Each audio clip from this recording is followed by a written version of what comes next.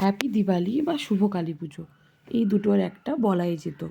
কিন্তু ভিডিওটা আমি পোস্ট করছি ডিসেম্বরে, আর ভিডিওটা হচ্ছে কালী পুজোর প্রথম দিনের, অর্থাৎ যেদিন দিওয়ালি।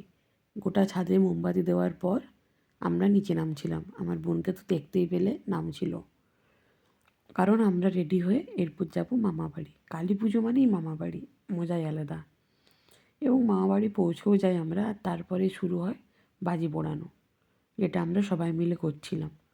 মানে আমি খুব একটা পোড়াইনি, ওরা পোড়াচ্ছিল, আমি শুধু ভিডিও বানিয়েছি। হ্যাঁ, আমি যেটা করেছি সেটা হচ্ছে ফানুস উড়িয়েছি, যেগুলো হয়তো অলরেডি তোমরা টুকটাক আমার শর্ট ভিডিওতে দেখতেই পেয়েছো। আর এই যে লং ভিডিওতেও আমি একটু অ্যাড করে দিয়েছি, তবে শর্ট ভিডিওটা সবাই খুব ভালোভাবেই দেখতে পেয়েছো আশা করছি, কারণ আমি মানে ওই শর্টসে ছেড়েছিলাম। আরও কয়েকটা রাখা আছে, পরে ছাড়বো এই ভেবে।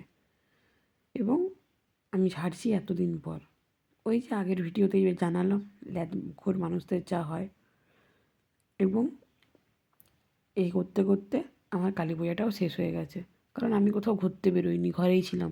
ওই একদিন খালি ফটকা ফাটানো, ফানুস ওড়ানো, তারপরে বাড়িতেই ছিলাম। বেরিয়েছিলাম আবার বাঁকুড়া ফিরে ফ্যামিলির সাথে, কিন্তু এই মানে পরপর 2-3 দিন আমি খালি ফটকা ফাটানোই এনজয় করেছি।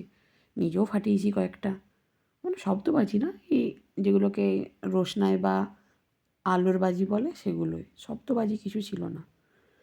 এই করে সন্ধেটা আমার ভালোভাবেই কেটে গেছে। তারপর রাত্রিবেলায় খিচুড়ি খেয়ে আর বিন্দাস ঘুম দিয়েছি।